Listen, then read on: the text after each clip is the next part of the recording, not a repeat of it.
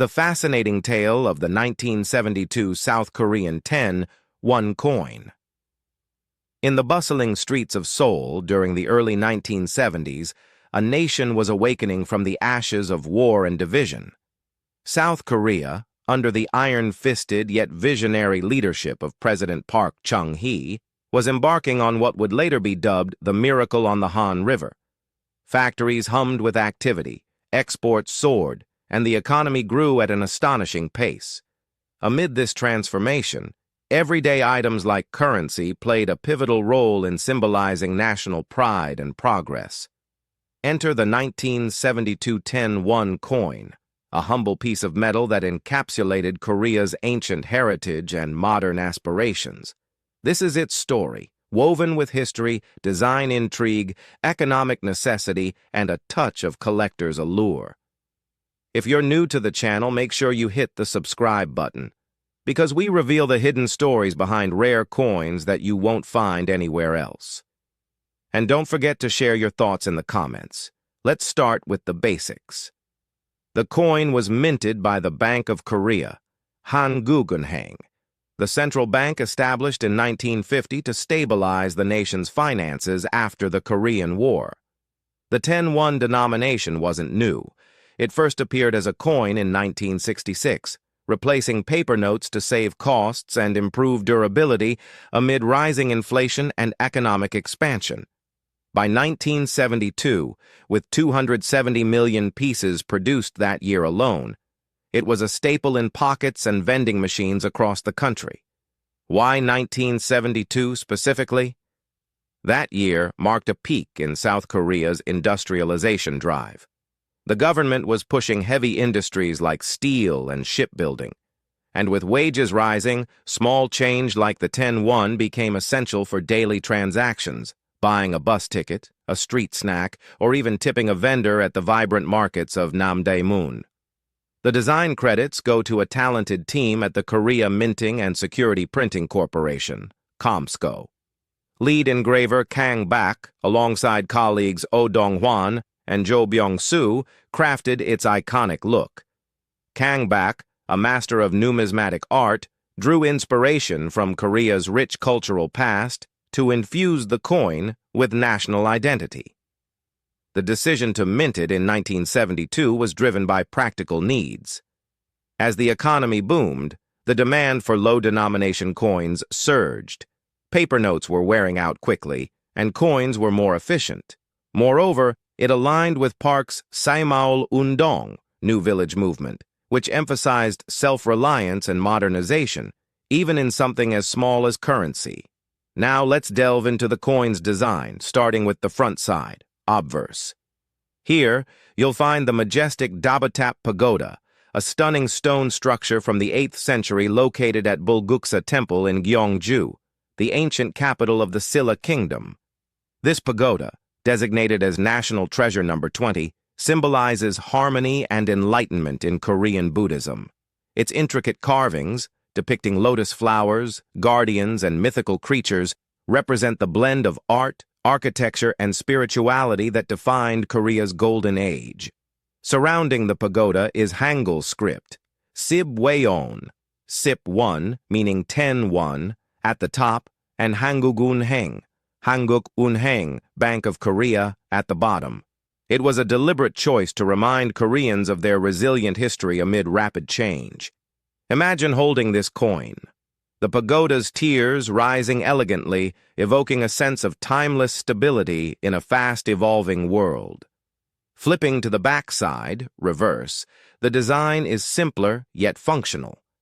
Dominating the center is a large 10, flanked by the year 1972 below, and the English inscription, "The Bank of Korea," arched above.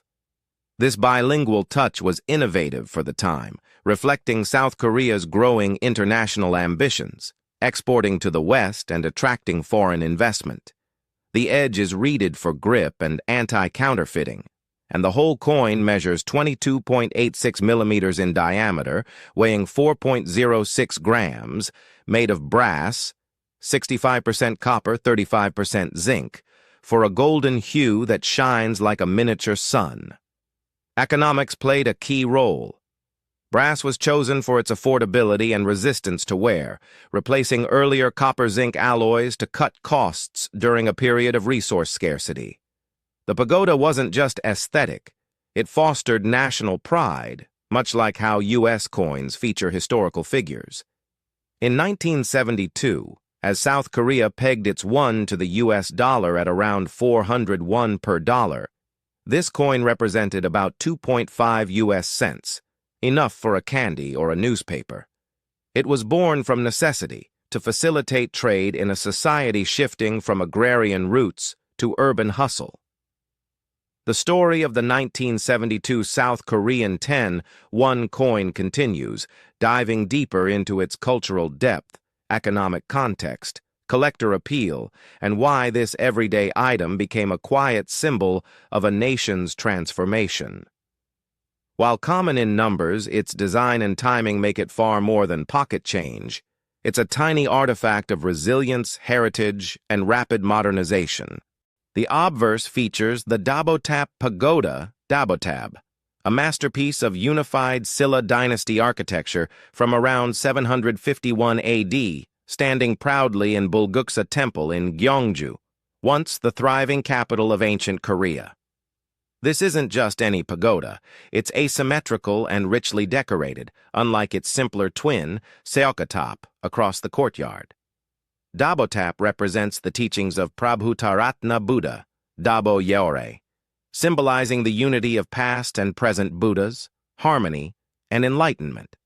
Its multi-tiered base with intricate stone carvings, lotus motifs, guardian figures, and mythical lions embodies Korea's golden age of Buddhist art and craftsmanship during the 8th century, when the peninsula was a center of culture and scholarship.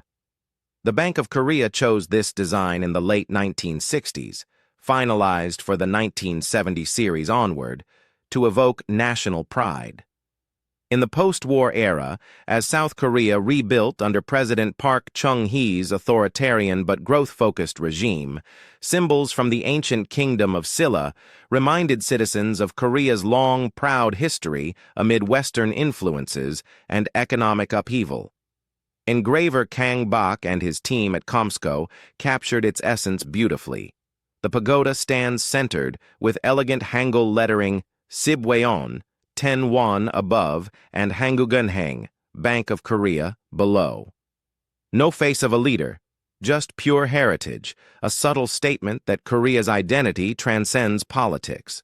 The reverse keeps it straightforward, a bold 10 in the center, 1972 below, and the Bank of Korea arched above in English. This bilingual element was forward-thinking. By 1972, South Korea was exporting textiles, electronics, and steel to the U.S. and Europe. Including English helped in international trade and signaled openness to foreign investment, part of the export or die strategy that turned a poor nation into an economic powerhouse. The coin's specs, 22.86 millimeters diameter, 4.06 grams, brass, 65% copper, 35% zinc, for durability and a warm golden tone.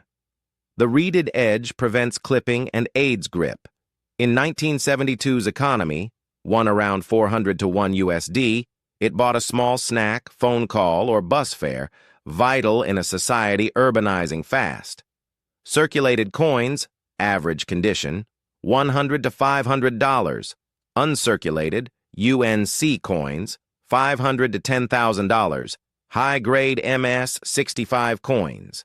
Occasionally $3,000 to $500,000. Rare varieties or errors, $8 to $10 million. Picture a young Korean worker in 1972, pockets jingling with these coins after a factory shift. Fast forward. A collector in USA finds one in an old album, researches its story, and smiles at the pagoda's elegance. It connects eras, ancient Silla to modern Seoul skyscrapers. No dramatic errors, no gold rush value, but endless fascination.